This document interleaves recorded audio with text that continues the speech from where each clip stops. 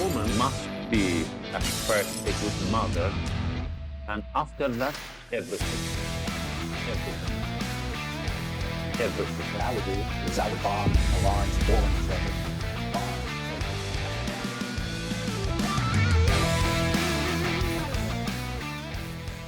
Let's go. Welcome back to Serial. I am your Turkish soap star, Samira Mohyeddin. Let's start today with the Taliban, a sentence no one ever likes to hear. A Taliban official caused a diplomatic row when he refused to stand for the national anthem of the Islamic Republic.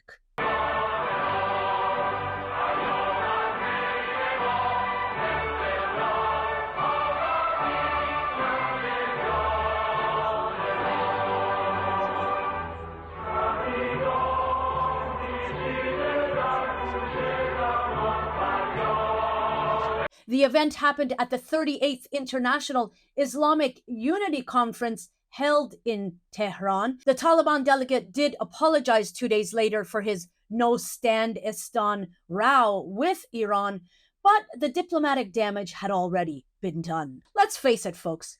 Compared to the Taliban, the Islamic Republic looks like a Nordic country. Maybe in 30 to 40 years, the mullahs in Afghanistan, like their counterparts in Iran, will allow music.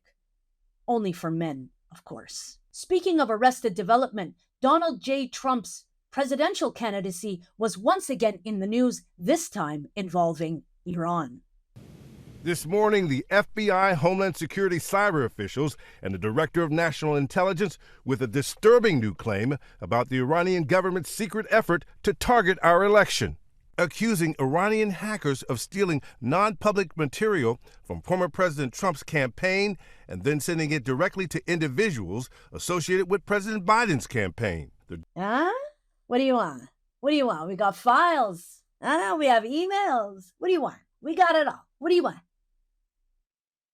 Now, Waltz and Harris did not take the bait. Moving on to the big event of the week, the UN General Assembly held their annual meeting in New York, and the Good Doctor landed right in the Great Satan.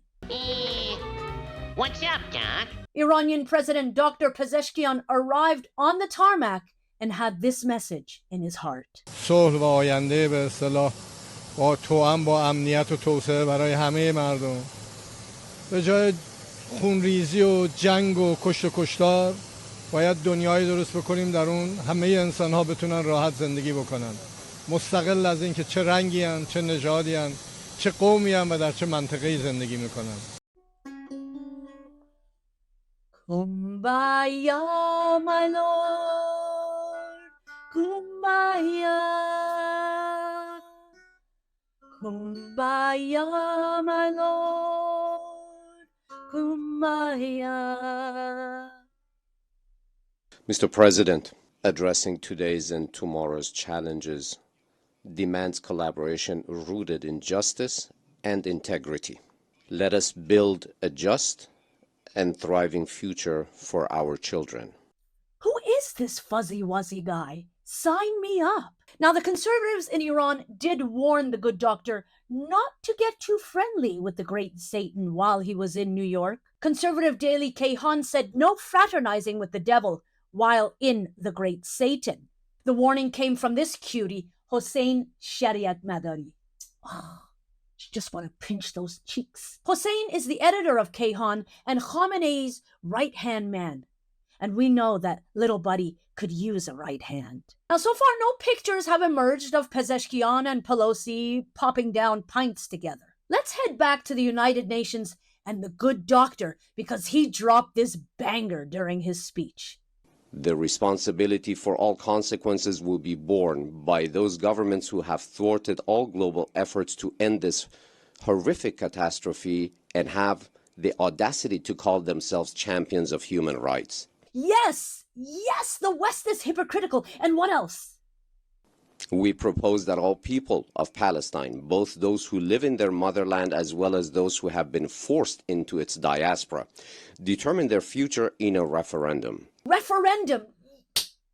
yes, referendum for all people to determine their own governments for themselves.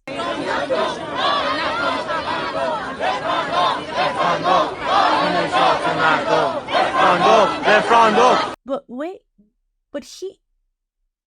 the good doctor just said...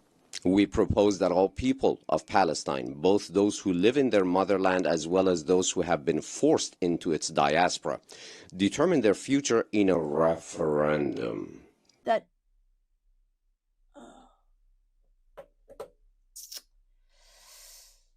My bad. Right. That doesn't mean Iranians. It doesn't mean Iranians get to determine for themselves. I forgot. And it makes sense because a recent survey by Gammon Research showed that less than 20% of Iranians today would vote for an Islamic Republic. Let's get to some domestic news. Walls. Iran has taken a page out of Trump's book and begun construction on a wall along its border with Afghanistan. Iran says it's for security purposes and to keep those pesky Afghan migrants out of the country. So far, they've built 10 kilometers of what they hope will be a 60-kilometer wall. Iran has a 900-kilometer border with Afghanistan. Let's stay here in the stands for a second. The issue of women's hair in the Islamic Republic is somewhat of an obsession for the state. From surveillance to special vans, roving hijab enforcers, and massive, huge billboards. Wait, make this one full screen. Make it full screen. I need to translate this for the people. Here you have Zorro and Batman, and the caption on this poster says, "Have you ever seen Zorro or Batman get taken down? No. And that's because their hijabs are always complete. So please, sister, wear your hijab properly." Okay. Now, I'm pretty sure that neither Zorro or Batman were Muslim. Well, maybe Zorro a little. He may have dabbled a little bit. But neither of them were women. But this poster is just one tiny example of the ridiculous, absurd things that women are exposed to on a daily basis in Iran. And so, here is your moment of Absurdistan. See you next week. به این دو تا عکس نگاه کنید. اگه نفر بخواد یکی رو اذیت کنه کدوم یکی رو انتخاب میکنه؟ پیام لباس پوشیدن ما میتونه این باشه که کسی حق نداره مزاحم من بشه. بیا مزاحم من شو.